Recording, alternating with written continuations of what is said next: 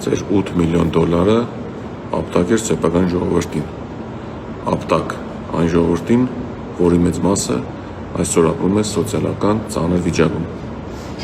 Գյումրիում աղքատության մագարտակը գերազանցում է 40%-ը,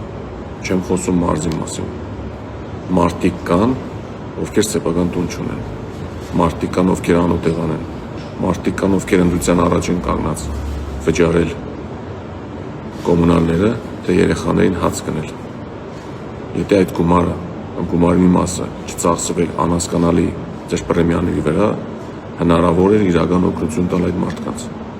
Այլ բան չեմ ասում, կարելի էր ընդամենը տներ տալ այն մարդկանց, ովքեր տուժել են երկրաշարժից, բայց չէ,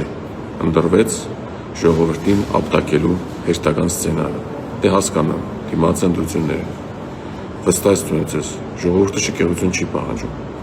Ժողովուրդը ուզում է ընդամենը արդարություն։ Ժողովուրդը ուզում է մի փոքր լավ ապրել։ Ոչ թե միայն պաշտոնյաները, ինչպես հիմա կատարվում է։ Դուք իշխանականներ, այլևս այս ժողովրդին բան չեք կարող տալ։ Չեք էլ կարողացել տալ, դուք միայն վերցրել եք։ Բայց Սամվել Կարապետյանը կարող է։